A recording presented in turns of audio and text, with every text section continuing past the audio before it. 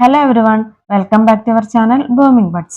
നമ്മൾ ഇന്ന് 3ാം ക്ലാസ്സിലെ ഇംഗ്ലീഷിലെ ഇൻ ഹാർമണി എന്ന യൂണിറ്റിന്റെ ആക്ടിവിറ്റീസ് ആണ് പരിചയപ്പെടുന്നത്.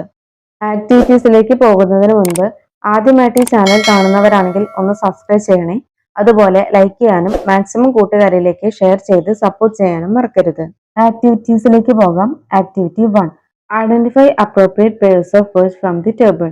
താഴെ തന്നിരിക്കുന്ന ടേബിളിൽ കറക്റ്റ് മാച്ചായി വരുന്ന വേർഡ്സുകൾ ഏതൊക്കെയാണെന്ന് കണ്ടെത്തി എഴുതാനാണ് പറഞ്ഞിരിക്കുന്നത്. ഇവിടെ നോക്കൂ, നമുക്കൊരു എക്സാമ്പിൾ തന്നിട്ടുണ്ട്. ബീസ് ബസ്ഡ് എന്ന് വെച്ചാൽ എന്താണ്? ബീസ് എന്ന് വെച്ചാൽ തേനീച്ച അല്ലെ? തേനീച്ച ഉണ്ടാക്കുന്ന ശബ്ദത്തെയാണ് ബസ്ഡ് എന്ന് പറയുന്നത്. അതുപോലെ ഓരോ ജീവികളും ഉണ്ടാക്കുന്ന ശബ്ദത്തെ നമുക്ക് തിരഞ്ഞെടുത്ത് എഴുതാം. ജീവികൾ മാത്രമല്ല, ക്ലോക്ക്, ബെൽസ് തുടങ്ങിയ വസ്തുക്കളുടെ പേരുകളും തന്നിട്ടുണ്ട്. അടുത്തത് സ്നേക്ക് ആണ്. സ്നേക്കിന്റെ സൗണ്ടിന് ഹിസ് എന്നാണ് പറയുന്നത്. Next one clock. ക്ലോക്കിന്റെ ശബ്ദം എന്താണ്? ടിക്ക് എന്നാണ്. Next one baby. ബേബി ഉണ്ടാക്കുന്ന സൗണ്ടാണ് ഗിഗിൾഡ്. Next one bells. ബെൽസിന്റെ സൗണ്ടിന് പറയുന്ന പേര് ജിംഗിൾഡ്. Last one leaves. ലീവ്സിന്റെ ശബ്ദമാണ് rustled. Activity 2, The crow saw Rocky trying to climb up the tree. Her nest was on that tree. What would be her thoughts? അതായത് Rocky മരത്തിന്റെ മുകളിലേക്ക് കയറാൻ ശ്രമിക്കുന്നത് കാക്ക കണ്ടു. ആ മരത്തിന്റെ മുകളിലാണ് കാക്കയുടെ കൂട്. What would be her thoughts? അങ്ങനെയെങ്കിൽ ആ കാക്കയുടെ ചിന്തകൾ എന്തൊക്കെയായിരിക്കും? നമുക്കതൊന്ന് എഴുതി നോക്കാം. Oh my God, will that dog climb up the tree? My nest is on top of this tree. My chicks are alone in it. I have to do something now. I want to save my chicks. കാക്ക ചിന്തിക്കുകയാണ്, ഓ my God, ദൈവത്തെ വിളിച്ചാണ് പറയുന്നത് അല്ലേ? എന്റെ ദൈവമേ, will that dog climb up the tree? ആ നായ മരത്തിന്റെ മുകളിലേക്ക് കയറുമോ? My nest is on top of this tree. ആ മരത്തിന്റെ മുകളിലാണ് എന്റെ കൂടിരിക്കുന്നത്. My chicks are alone in it. എന്റെ കുട്ടികൾ അതിന്റെ ഉള്ളിൽ ഒറ്റയ്ക്കാണ്. I have to do something now. എനിക്കിപ്പോൾ എന്തെങ്കിലും ചെയ്തേ പറ്റൂ. I want to save my chicks. എനിക്ക് എന്റെ കുട്ടികളെ രക്ഷിക്കണം. ഈ രീതിയിലായിരിക്കാം ഒരു പക്ഷേ കാക്ക ചിന്തിച്ചിട്ടുണ്ടാവുക. Activity 3, observe the picture, describe it in your notebook. താഴെ തന്നിരിക്കുന്ന ഈ പിക്ചർ നിരീക്ഷിച്ച് ഒരു പിക്ചർ ഡിസ്ക്രിപ്ഷൻ എഴുതാനുള്ള ആക്ടിവിറ്റിയാണ് ഇത്. ഡിസ്ക്രിപ്ഷൻ എഴുതുന്നതിന് മുൻപ് ഈ പിക്ചറിൽ കൂട്ടുകാർ എന്തെല്ലാം കാണുന്നുണ്ടെന്ന് നോക്കൂ. പുഴയോട് ചേർന്നുള്ള ഒരു പ്രദേശത്തിന്റെ ചിത്രമാണ് ഇത്. ഈ ചിത്രത്തിൽ 2 ആളുകളുണ്ടല്ലേ? ഒരാൾ തോണി തുഴഞ്ഞു പോകുന്നു, മറ്റേയാൾ മീൻ പിടിക്കുന്നു. അതുപോലെ ഏതൊക്കെ അനിമൽസ് ഇതിലുള്ളത്? കൗ ഉണ്ട്, അതുപോലെ ഡോഗും ഉണ്ട്. കൗ എന്താണ്? പുഴയിൽ നിന്നും വെള്ളം കുടിക്കുകയാണ്. അതുപോലെ ഒരു പാരറ്റ് അതിന്റെ കൂട്ടിൽ നിന്നും എത്തി നോക്കുന്നുണ്ട്. അതുപോലെ നല്ല ഭംഗിയുള്ള പൂക്കളും ആ പൂക്കളിൽ വന്നിരിക്കുന്ന ബട്ടർഫ്ലൈസിനെയും നമുക്ക് ഈ ചിത്രത്തിൽ കാണാം അല്ലേ? ഇനി നമുക്ക് ഈ പിക്ചറിനെ ഒന്ന് ഡിസ്ക്രൈബ് ചെയ്ത് എഴുതാം. Picture description. This is a beautiful picture of an area along a riverside. പുഴയോട് ചേർന്നുള്ള ഒരു പ്രദേശത്തിന്റെ ഭംഗിയുള്ള ചിത്രമാണ് ഇത്. A man is fishing on the river bank. നദീതീരത്തിരുന്ന് ഒരാൾ മീൻ പിടിക്കുന്നുണ്ട്. Another man is paddling a small boat on the river. മറ്റൊരാൾ ബോട്ടിൽ ഇരുന്ന് തുഴഞ്ഞു പോകുന്നുണ്ട്. A cow is drinking water from the river bank. പുഴക്കരയോട് ചേർന്ന് നിന്ന് ഒരു പശു വെള്ളം കുടിക്കുന്നുണ്ട്. And A dog is running along the bank. ആ നദീതീരത്ത് ഒരു ഡോഗ് ഓടിക്കളിക്കുന്നുണ്ട്. Butterflies are also visible near some plants. ചില ചെടികളിലെല്ലാം നമുക്ക് പൂമ്പാറ്റകളെ കാണാൻ കഴിയുന്നുണ്ട്. A parrot is peeping out of its nest. ഒരു പാരറ്റ് അതിന്റെ കൂട്ടിൽ നിന്നും എത്തി നോക്കുന്നുണ്ട്. ഇത്രയും കാര്യങ്ങളാണ് നമ്മൾ ആ പിക്ചറിൽ കണ്ടത്. Activity 4, some pictures from the story are given in column A. Match them with the events in column B. നമ്മൾ പഠിച്ച റോക്കി ദി പപ്പി എന്ന സ്റ്റോറിയിലെ ചില ഇവന്റ്സ് ആണ് കോളം എയിൽ പിക്ചറായി തന്നിരിക്കുന്നത്. അതിനോട് മാച്ച് ചെയ്ത് വരുന്ന സെന്റൻസ് ആണ് കോളം ബിയിൽ തന്നിരിക്കുന്നത്. പക്ഷെ ഇത് കറക്റ്റ് ഓർഡറിലല്ല കോളം ബിയിലെ സെന്റൻസ് തന്നിട്ടുള്ളത്. അപ്പോൾ നമ്മൾ കോളം എയിലത്തെ പിക്ചറിന് കറക്റ്റായി വരുന്ന സെന്റൻസ് ഏതൊക്കെയാണ് എന്ന് നമുക്ക് കോളം ബിയിൽ നിന്നും കണ്ടെത്തി എഴുതാം. ഫസ്റ്റ് പിക്ചറിൽ ക്രോന്റെ നെസ്റ്റ് താഴെ വീണ് കിടക്കുന്നതാണല്ലേ കാണുന്നത്. അപ്പോൾ കോളം ബിയിലെ അത് ഏത് സെന്റൻസ് ആണ് വരുന്നത്? ദ നെസ്റ്റ് ഫെൽ ഡൗൺ അല്ലേ? അടുത്ത പിക്ചർ നോക്കൂ. നമ്മുടെ റോക്കി ആ ഒരു ബ്രാഞ്ച്, ഒടിഞ്ഞു വീണ ബ്രാഞ്ച് എടുത്ത് മാറ്റുന്നതാണ്. അപ്പോൾ കോളം ബിയിൽ അത് ഏത് സെന്റൻസിനോടാണ് മാച്ചായി വരുന്നത്? ലാസ്റ്റ് സെന്റൻസ് ആണ് ആ ഒരു പിക്ചറിന് മാച്ചായി വരുന്നത്. Rocky save the mother crow. Okay, third picture നോക്കൂ. കാക്കയുടെ മേലെ മരക്കൊമ്പ് വീണ് കിടക്കുന്ന ചിത്രമാണ് അത് കോളം ബിയില് ഫസ്റ്റ് സെന്റൻസിനോടാണ് മാച്ചായി വരുന്നത്. The crow got caught under a fallen branch. Last പിക്ചറിൽ കാറ്റത്ത് മരത്തിന്റെ ബ്രാഞ്ച് ഒടിഞ്ഞു വീഴുന്ന ചിത്രമാണല്ലേ. അപ്പോൾ അത് ഏതാ വരുന്നത്?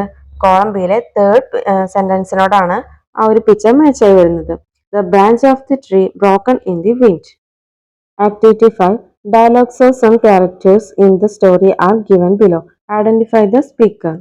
ഈ സ്റ്റോറിയിലെ ചില ക്യാരക്ടേഴ്സ് എന്ന് വെച്ചാൽ കഥാപാത്രങ്ങൾ പറഞ്ഞിരിക്കുന്ന സെന്റൻസ് ആണ് താഴെ തന്നിരിക്കുന്നത്. അപ്പോൾ ആ പറഞ്ഞ ക്യാരക്ടേഴ്സ് ആരൊക്കെയാണെന്ന് കണ്ടെത്തി എഴുതാനാണ് നമുക്ക് തന്നിരിക്കുന്ന ആക്ടിവിറ്റി. അതിൽ ഫസ്റ്റ് സെന്റൻസ് നോക്കൂ. Please don't irritate me. എന്നെ ഇറിറ്റേറ്റ് ചെയ്യരുത്, ദയവ് ചെയ്ത് എന്നെ ഇറിറ്റേറ്റ് ചെയ്യരുത് എന്ന് ആരാണ് പറയുന്നത്? റോക്കി ആണല്ലേ പറഞ്ഞത്. നെക്സ്റ്റ് സെന്റൻസ് നോക്കൂ. Leave me, let me catch the squirrel. എന്നെ വിട്ടേക്കൂ, ഞാൻ ഈ സ്ക്വിറലിനെ അതായത് ഈ അണ്ണാനെ ഒന്ന് പിടിച്ചോട്ടെ. അതാരാണ് പറഞ്ഞത്? കാറ്റ് ആണ് പറഞ്ഞത്. ലാസ്റ്റ് സെന്റൻസ് ഹെൽപ്പ് മീ, എന്നെ രക്ഷിക്കൂ, എന്നെ രക്ഷിക്കൂ. അതാരാണ് പറഞ്ഞത്? ക്രോ ആണല്ലേ പറഞ്ഞത്. ഓക്കെ, അപ്പോൾ ഈ സ്റ്റോറി നന്നായി കൂട്ടുകാരൊന്ന് വായിച്ചു നോക്കിയാൽ നിങ്ങൾക്ക് പെട്ടെന്ന് ഇതിലെ ക്യാരക്ടേഴ്സ് ആരൊക്കെയാണ്, അവരെന്തൊക്കെയാണ് പറഞ്ഞത് എന്നെല്ലാം പെട്ടെന്ന് ഐഡന്റിഫൈ ചെയ്യാൻ കഴിയും. Activity 6. Read the riddles given below, make suitable riddles and write in the space provided. ഈ ഒരു ആക്ടിവിറ്റിയിൽ പറഞ്ഞിരിക്കുന്നത് താഴെ കൂട്ടുകാർക്ക് 2 റിഡിൽസ് തന്നിട്ടുണ്ട്. അത് വായിച്ചു നോക്കി ആൻസർ കണ്ടെത്താനും അതുപോലെ റിഡിൽ എഴുതാനുള്ള സ്പേസ് താഴെ തന്നിട്ടുണ്ട്. ഇതുപോലുള്ള മറ്റു 2 റിഡിൽസും കൂടി എഴുതണം. ഓക്കെ, അതിൽ ഫസ്റ്റ് റിഡിൽ നോക്കൂ. I have long feathers, I dance in the rain, I am very beautiful, who am I? അതായത് എനിക്ക് നല്ല നീളത്തിലുള്ള ഫെദേഴ്സ് ആണ് ഉള്ളത്, അതുപോലെ ഞാൻ മഴ പെയ്യുമ്പോൾ ഡാൻസ് കളിക്കും, എന്നെ കാണാൻ നല്ല ഭംഗിയുണ്ട്, ഞാൻ ആരാണ്? അത് ഈ പിക്ചറിൽ തന്നെ തന്നിട്ടുണ്ടല്ലേ. ആരാണത്? പീകോക്ക് ആണ്. Next riddle. My beak is strong, എന്റെ കൊക്ക് വളരെ ബലമുള്ളതാണ്. ഐ പെക്ക് ഓൺ ട്രീസ്, ഞാൻ മരങ്ങളിൽ കൊത്തും.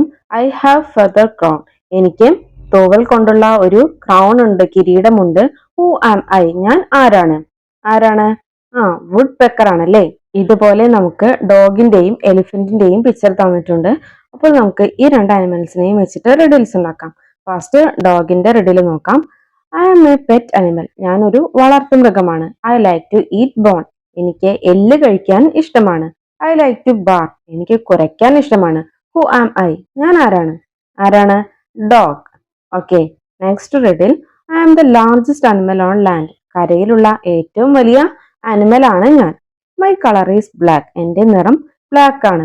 ഐ ഹാവ് ലോങ് ട്രങ്ക്, എനിക്ക് നീളത്തിലുള്ള തുമ്പിക്കൈയുണ്ട്. Who am I? ഞാൻ ആരാണ് കൂട്ടുകാരെ? എലിഫന്റ് അല്ലേ. Activity 7. Here are the pictures of some animals and their young ones. താഴെ ചില ആനിമൽസിന്റെയും അവയുടെ കുട്ടികളുടെയും ചിത്രങ്ങളാണ് തന്നിരിക്കുന്നത്. Identify them and write the missing words in the space given.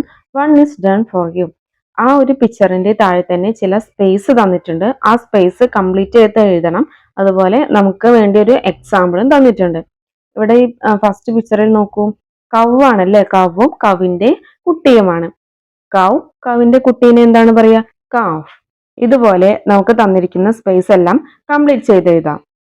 Next പിക്ചറിൽ ഒരു ഡോഗും ഡോഗിന്റെ കുട്ടിയുമാണല്ലേ, പപ്പിയുമാണ്. ഓക്കെ, അടുത്ത പിക്ചർ ആരാണ്? കാറ്റ് എന്ന് തന്നിട്ടുണ്ട്. അപ്പോൾ കാറ്റിന്റെ യങ് വണ്ണിന് എന്താണ് പറയാ? കിറ്റൻ എന്നാണ് പറയുക. ഓക്കെ, നെക്സ്റ്റ് പിക്ചറിൽ നോക്കൂ. കിഡ് എന്ന് തന്നിട്ടുണ്ട്. പിക്ചറിൽ ഏത് അനിമലാണ്? ഗോട്ട് ആണല്ലേ. അപ്പോൾ നമുക്ക് അവിടെ ഗോട്ട് എന്ന് എഴുതാം.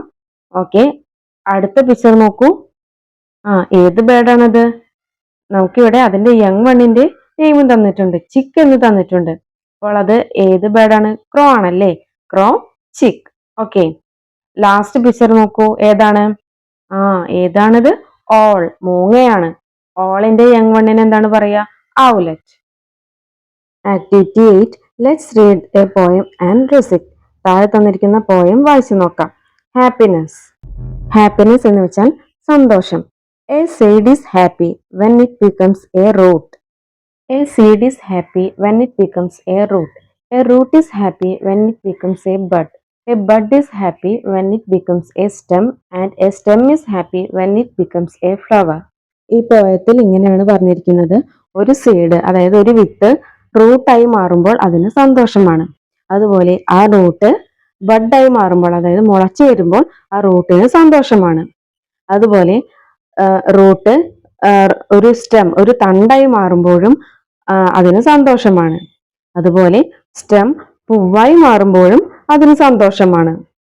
ഇനി നമുക്ക് എന്താണ് ആക്ടിവിറ്റി എന്ന് നോക്കാം.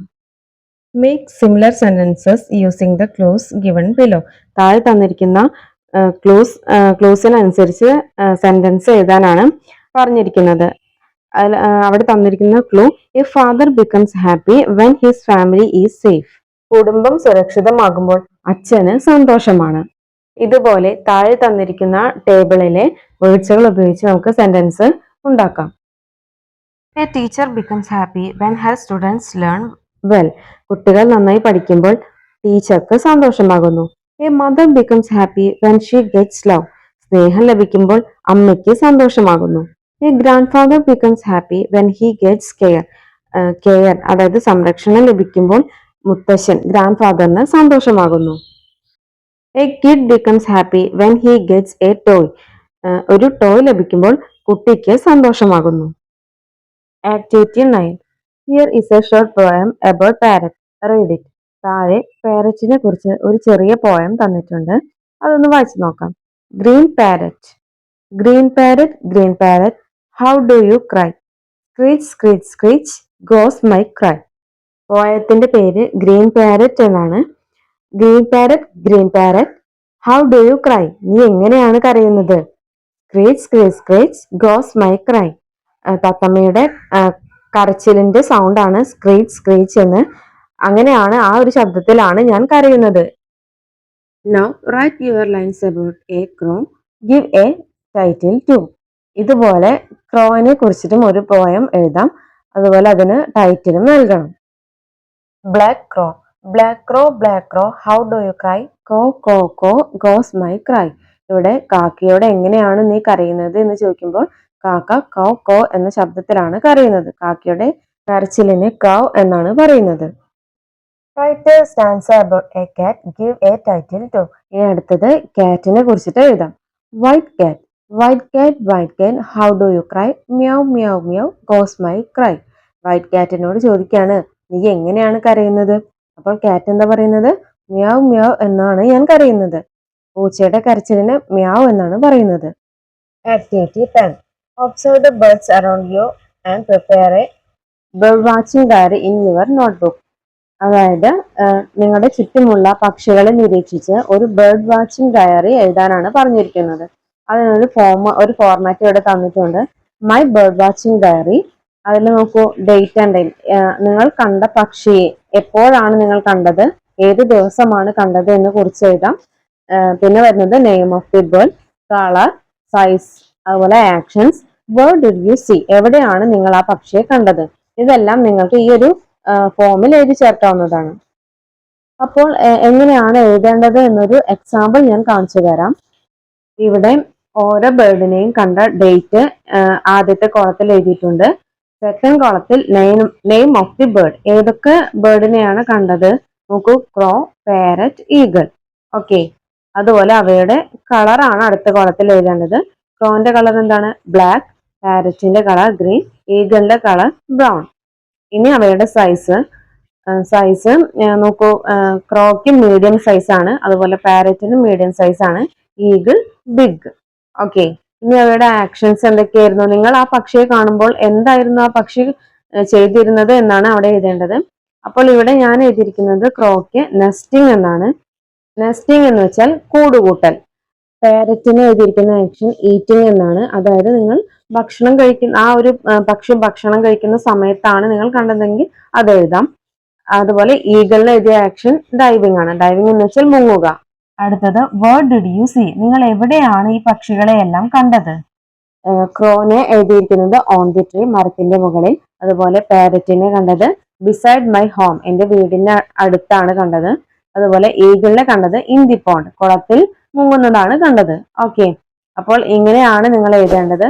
ഓരോ പക്ഷിയെ നിരീക്ഷിച്ച് അവ എന്താണ് ചെയ്തിരുന്നത് അതുപോലെ നിങ്ങൾക്ക് ഇവിടെ എഴുതി ചേർക്കാം.